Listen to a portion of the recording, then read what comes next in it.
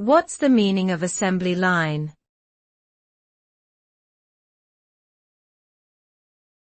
Assembly line.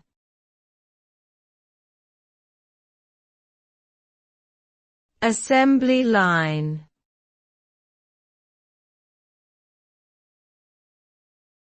Assembly line.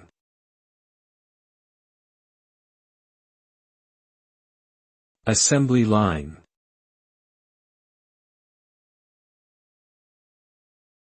Assembly line refers to a manufacturing process in which a product is produced in a step-by-step manner, with each step being completed by a different worker or machine. The product moves along a conveyor belt or similar system, with each worker or machine performing the same task repeatedly. As a result, the production process becomes more efficient and can produce a larger quantity of products at a faster rate.